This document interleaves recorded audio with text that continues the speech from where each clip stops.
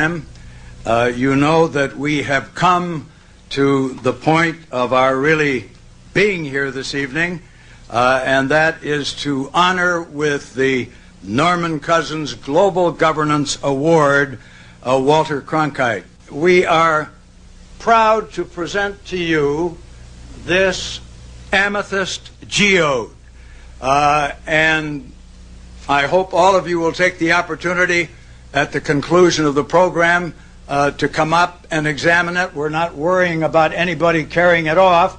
It's too heavy for me to lift. But it illustrates a very important lesson. The crystals of a geode are formed within another rock that serves as the foundation for their fragile beauty. The rock provides the structure necessary for the crystals to grow. And in similar fashion, world government is the structure necessary for global justice. You, sir,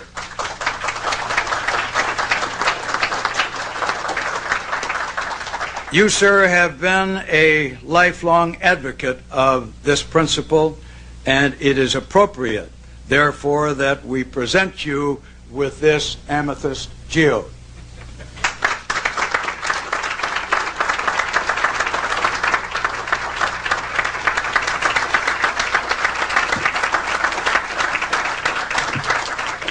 Thank you very much, Mr. President. And there are many of us here who had wished back a couple of decades ago that we had been addressing you as Mr. President in a slightly different environment.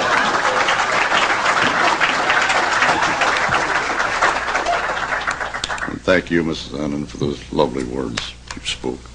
I will treasure them. And I'm greatly honored, quite obviously, by the Norman Cousins Global Governance Award. I'll try to get it right, since I will be referring to it frequently, of course, from now on. First, there are two reasons, really, why I'm particularly grateful and honored by this award. The first, I believe, as Norman Cousins did, that the first priority of humankind in this difficult era is to establish an effective system of world law that will assure peace with justice among the peoples of all the world.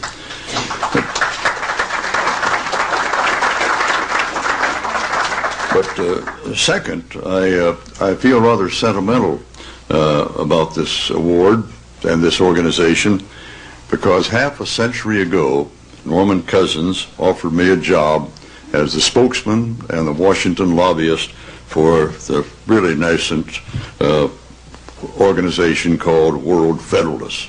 I was honored. He and Oscar Hammerstein met me in the Waldorf and twisted my arm quite vigorously, get me to take the job, to take the place of Ted Waller, who was the first lobbyist and a noted supporter of the World Federalist movement.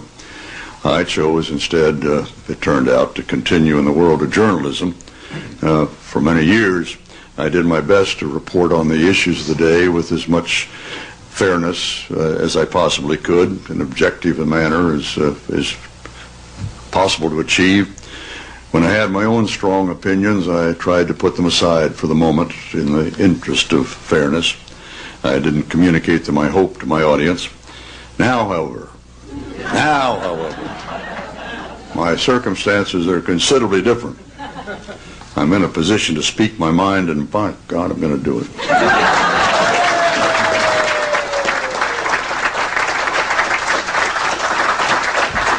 You know, those of us who are living today can truly influence the future of civilization.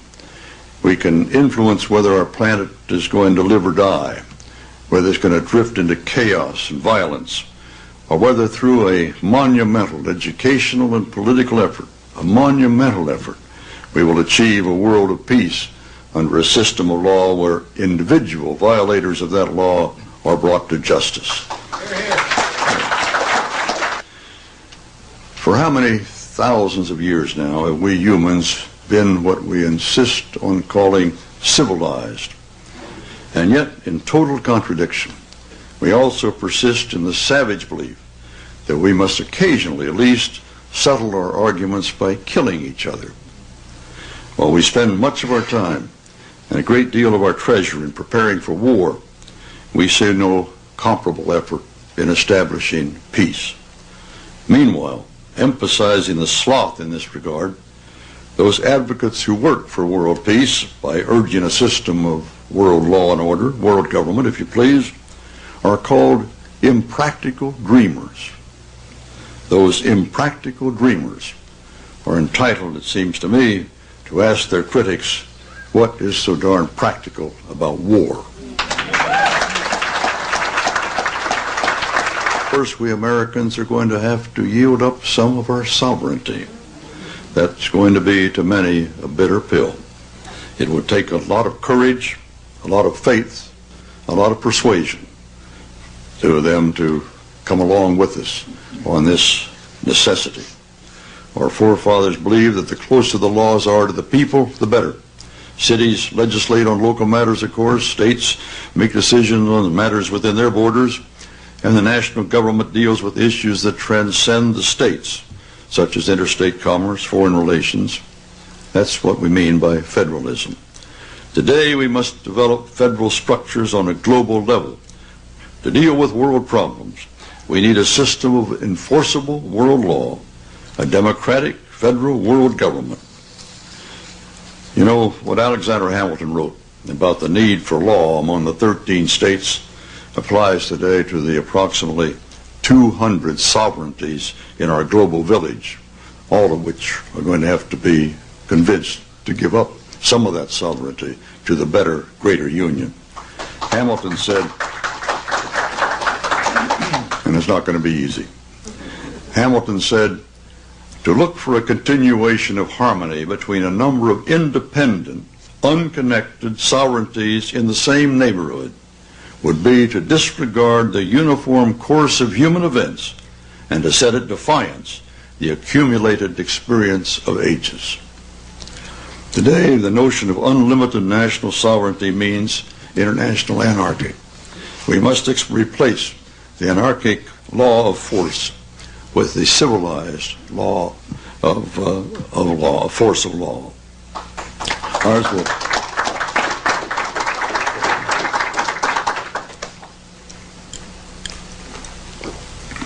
That's water.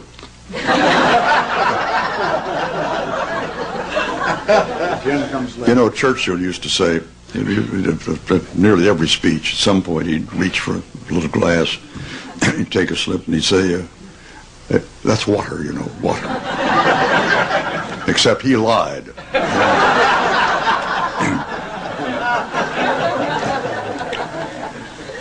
Ours is never going to be a perfect world, for heaven's sakes. We all know that.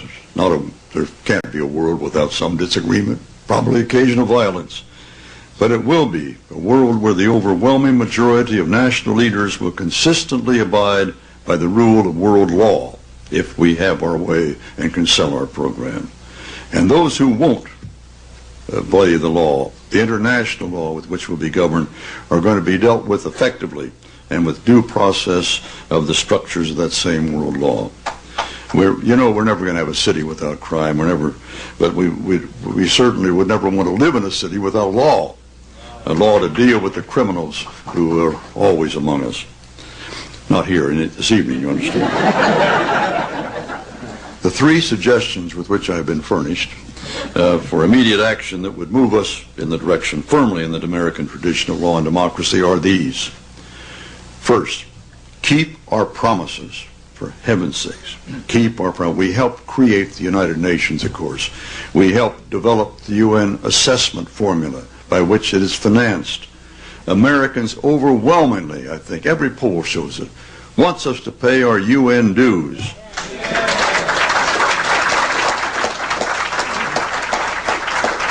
Wants us to pay them with none of these crippling limitations that we, with our arrogance, seem to want to impose. We owe it to the world.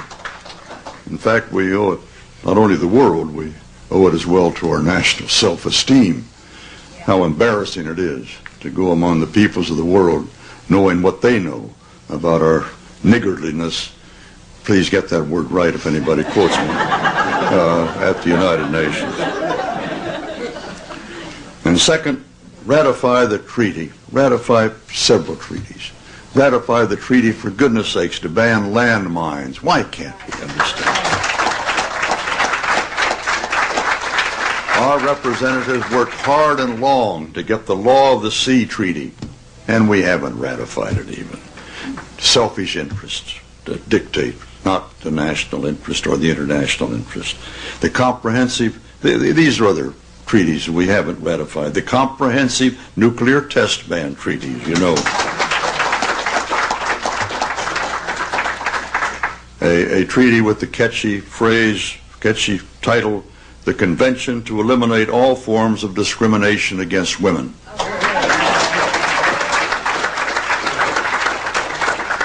Title may not be catchy, but the idea certainly is. And the Convention on the Rights of the Child. We haven't even done that. Most important, we should sign and ratify the Treaty for a Permanent International Criminal Court.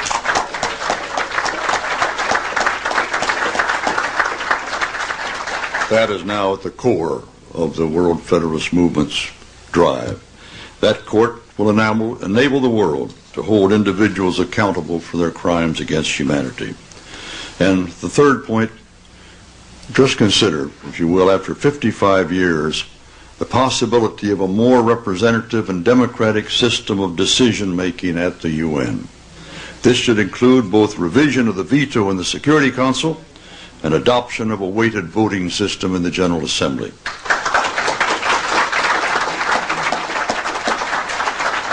Our organization, the World Federalists, have endorsed Richard Hudson's binding triad proposal.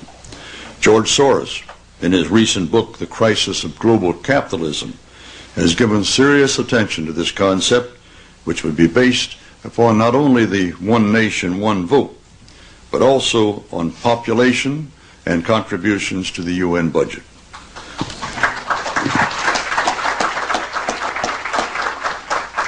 Resolutions adopted by majorities in each of these three areas would then be binding, enforceable law. Within the powers given it in the Charter, the UN could then deal with matters of reliable financing, a standing UN peace force, development, the environment, and, of course, human rights. Some of you may ask, although I think most of you know the answer, why the Senate is not ratifying these important treaties and why the Congress is not even paying our UN dues.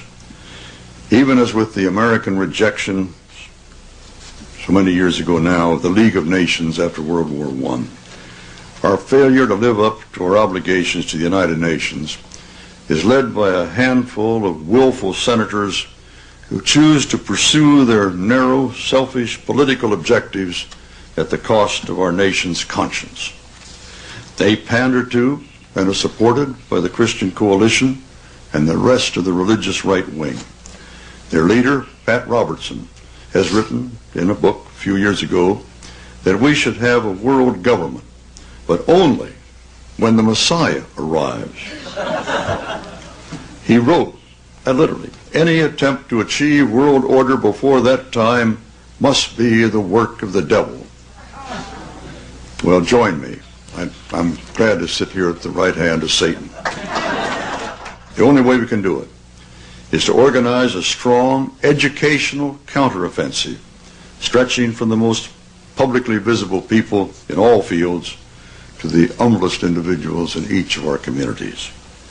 That's the vision and the program of the World Federalist Association.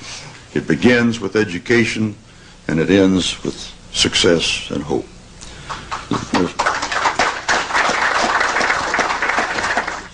Let us hear the peal of a new international Liberty Bell that calls us all to the creation of a system of enforceable world law in which the universal desire for peace can place its hope and its prayers.